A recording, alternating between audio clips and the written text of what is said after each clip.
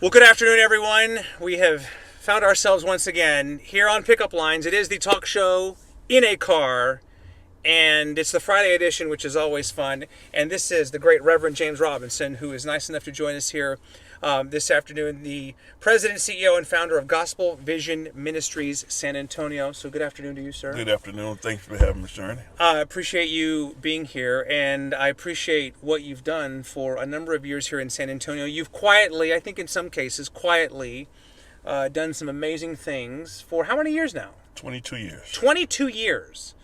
So let's go back even before that. Let's go back a little further to when you were a young boy. Where exactly did you grow up?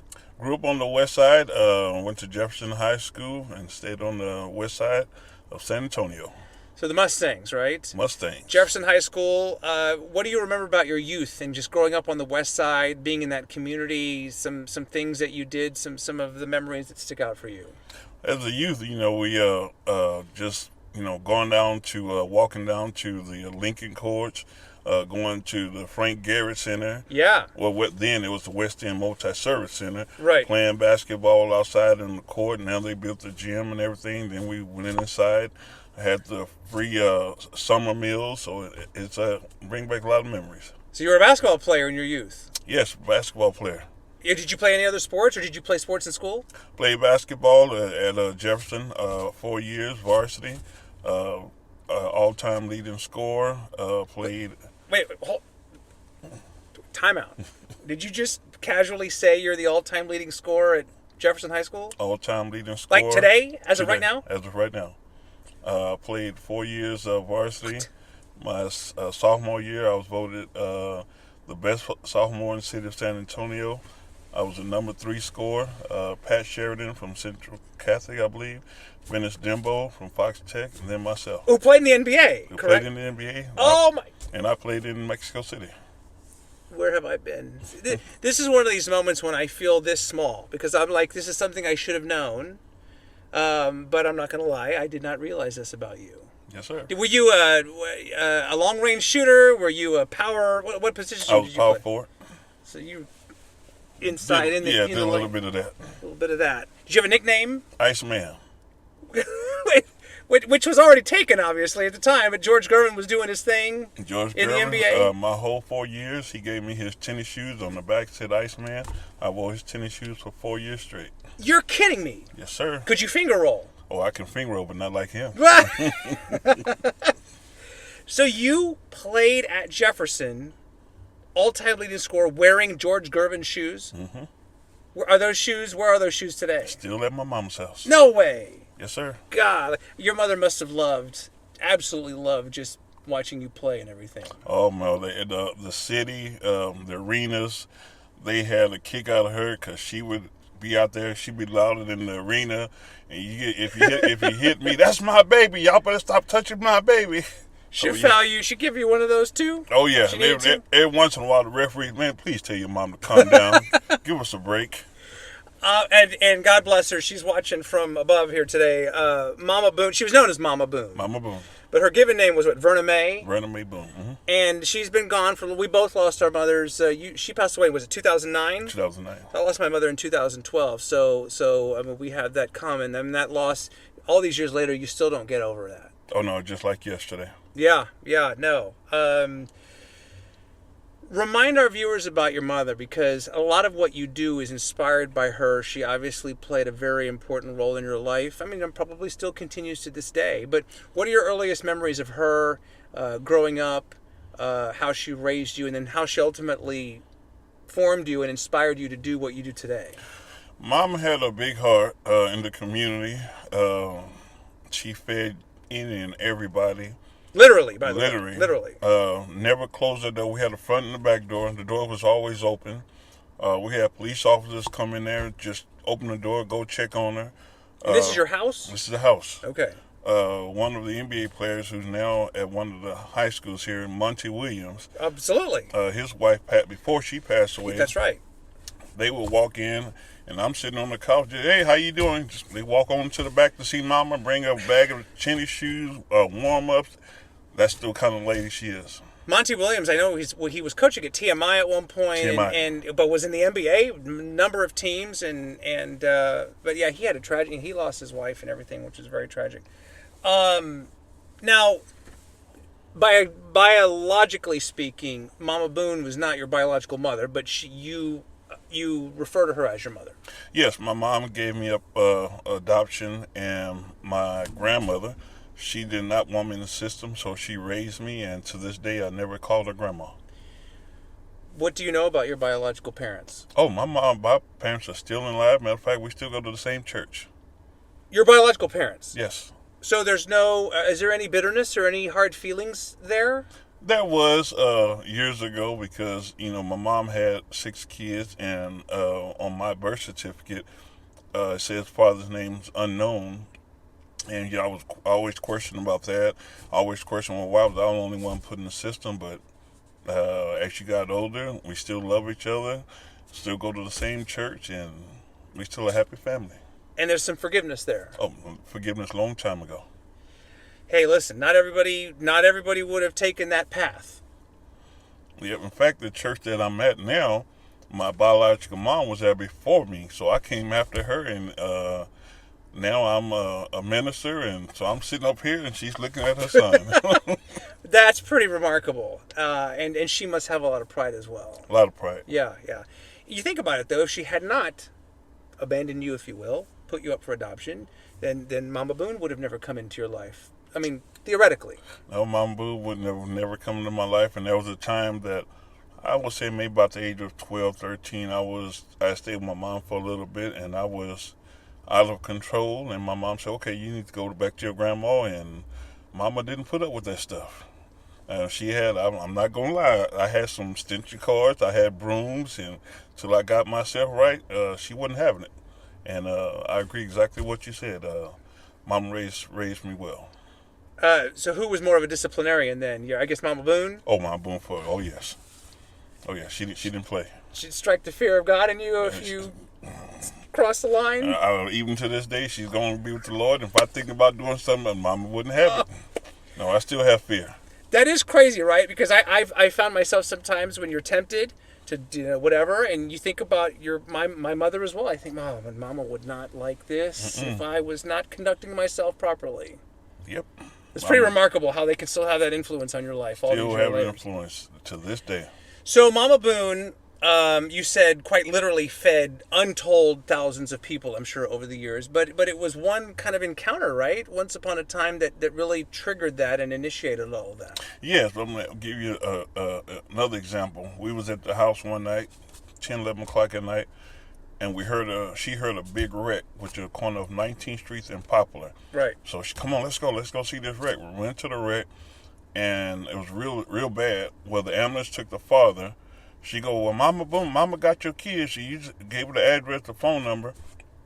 We took the 2 daughters and the son to the house. It's 12 o'clock at night. They don't even know who we are. And we get back to the house. James, put some clean sheets on them beds. You sleep on the couch. Okay, we don't even know these people. But the man just said, okay, go ahead and take my kids, Mama. We don't even know y'all. That's the kind of lady she is. And to this day, at that intersection, there was no stop sign. There's a stop sign there. But you hear about these kinds of things. I'm not sure that those kinds of things could happen in the world we live in today. Oh no, definitely not. It's a different time. Definitely not. Doors open 24 hours. No, not in this time. But I'm old enough to remember a time when you could leave your door open, or you leave your garage door open, leave the gate open, whatever, and not worry about it. But this is a completely different time and everything. So, Mama Boone was wheelchair bound. 50 years in a wheelchair. Just so mind you, everything he's just outlined, she was doing while in a wheelchair. In a wheelchair. Which clearly never slowed her down. No. Even when we should start the ministry under the I-35 Durango Bridge, in a wheelchair. 50 years, fed the homeless. I'm guessing some people who are going to see this will either have driven by there or been at these events, or maybe even benefited by her generosity at one point or another. Yes, at under the I-35 Durango Bridge, that's where she fed the homeless every Sunday for 50 years. Rain, sleet, snow, it don't matter. We was down there. UTSA College took her to court because she was taking up their parking. Right. And she went to court in her wheelchair and beat the case. And continued to feed the homeless. Where did she get all of the food and the donations from? Oh, it was various organizations throughout the city and churches. Yeah. And I can't think of the name of this one organization. We had a box truck, and I'll go way out out East Houston and Foster Road. I think it was called Daily Bread. Daily Bread Ministries. Yeah, we would load up that truck and come back and go straight under the bridge. So, and this just happened for years, over and over again. 50 years. And then she passed in 2009, but it was not too long before that you kind of established your own nonprofit, or maybe you saw that she wasn't going to be able to continue this forever, and so you decided to kind of take the lead, if you will. Take the lead, and I started my first event. I did a gospel musicals. I was even at the Katrina when that hurricane hit. I wanted to do an appreciation. Did a musical, and then give that donation to all the survivors to Katrina. And then I started doing another musical. I did musicals for a few years, and then let's try back to school. Let's try Thanksgiving. Let's try Christmas, and then the list goes on and on. Yeah. Well, you think about Hurricane Katrina was in 2005, 20 years ago. A lot of people who left New Orleans came to San Antonio. And probably some are still here. Yep. They had I don't know what the military plane. They had picked them up, Sure. the military plane, took them out to Kelly. I was out at Kelly feeding all of them as they came off the plane, and the giving never stops. It's hard to believe this year will be the 20th anniversary of Hurricane Katrina. 20th anniversary. That just blows my mind and everything. You spent a career separate from all this driving. Yes. Correct? You were was it like a charter bus driver? 30 years charter bus driver all across the United States. So obviously to earn a living and make income and everything, because everything you were doing here on the side with your mother and everything with Mama Boone was you weren't getting paid or getting rich off of this by any means. You don't get paid. So you're driving, and you had some pretty high profile people that you were driving. Yes, I've driven the Spurs. I picked the whole team up out there campus off of Hebner at the Spurs. Took them all to the shelter downtown, and they fed all the homeless people at the can't think of the name right now, off of Martin Street. Yeah, Haven for Hope. Haven for Hope. I was gonna say, so the Spurs used to practice off of Hebner before they're at La Cantera and everything, but they used to practice at Hebner, and so you pick them up, take them to Haven for Hope. Picked up Pop, picked up Becky Hammond, the whole team, Tony Parker, all of them, and we Tim Duncan, everybody went down there, and they fed them at Haven from Hope and took them back. And I've driven, when you go back years ago when we had those polygamous kids and down in El Dorado? El Dorado. Or El Dorado, I believe. I can't remember how you say it. We did all those kids. Wow, okay. Pick up all the NBA teams that come into San Antonio. Pick all them up. Take them to the hotel. Take them to the game. You get them at the airport. The plane is like 3 feet from the bus. Well, yeah, because they're not landing, Terminal B, yes. Gate 9. They're not landing, no, they're landing on a private place. Did you ever, did you strike up a conversation or have an encounter with a particular player that just stuck out, or somebody that surprised you as to how nice or how talkative they were? All of them was pretty good, pretty cool. Okay. What happens on the bus stays on the bus? Stays on the bus, like Vegas. Stays in Vegas. Well, Vegas is different now. With all these cameras and everything, you can see a lot of what's going on. Can you imagine if there was social media back then and all these cameras that we have now and phones and everything? No, I couldn't imagine. That would have been a little crazy. A little more crazy. Real crazy. But you don't drive anymore. No, I don't drive. I also manage the mega bus company in Austin, Texas. When they just folded. But yes, I don't drive anymore. But did it for 30 years. Man, so you're a busy man. 30 years of doing that and putting all these events together at the same time. I see. An amazing feat here. A few more minutes with Reverend James Robinson, the president, CEO, and founder of Gospel Vision Ministries SA, which is happy to report still going strong. Still going strong. And probably as soon as you get out of this car, you're planning a next event or something like that, because you have holiday events, you have back-to-school events, you have... back to school, Christmas, Thanksgiving, breast cancer, community health fair, first responders, gospel musical, kids musicals. We got an event coming up July 25th, 26th, 27th. They'll be honoring me for all the things I've done for the past 22 years. So, yes, it's a lot. That's crazy. Your fall and your winter between breast cancer, October, Thanksgiving, November, Christmas, back to school in August, September. It's a crazy stretch of months for you. Yes, a lot of work. We got so many followers that on back to school, Christmas, and Thanksgiving, the line is about 8 to 10 miles long. We have to call in extra police officers to deal with all our traffic. But you love it. Love it. Love it. And you'll do it as long as you can. I'm do it like you say. As soon as we leave, I'm working on something else. Do you ever have a moment where, maybe you're having a hard time making ends meet, or the challenges of running your nonprofit, or the bills are coming? I don't know, whatever the challenge is, and you find a little heavenly, divine inspiration or something from your mom, or? Ooh, that's almost on a daily basis. Yeah. Mom, matter of fact, tomorrow's her birthday. Mother's Day. She passed away on Mother's Day. No, you're kidding. So it's I have those moments just about every day. And even when I want to quit, you just like, I did it in a wheelchair. You can do it. Keep going.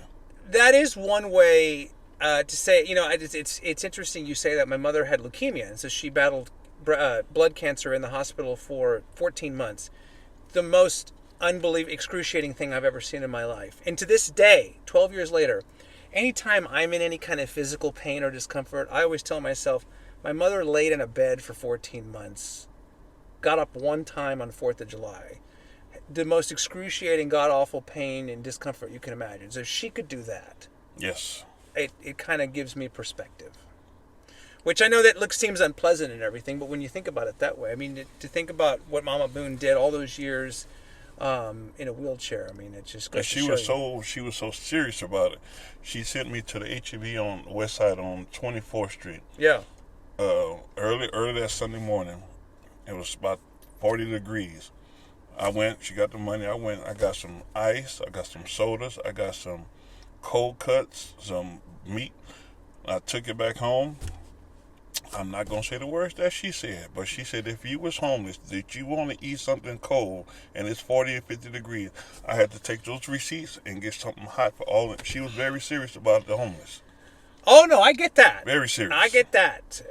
And you probably learned a lesson that day. Oh, I learned a lesson. Big lesson. Big lesson. Oh, man. Okay. So it's amazing, I'm sure very rewarding work that you do, but it can be stressful at times. Mm-hmm. It can take a toll and everything. What do you do for fun? What do you do do you allow yourself time sometimes to just unwind and have fun? Just be with my grandkids. I'm happy.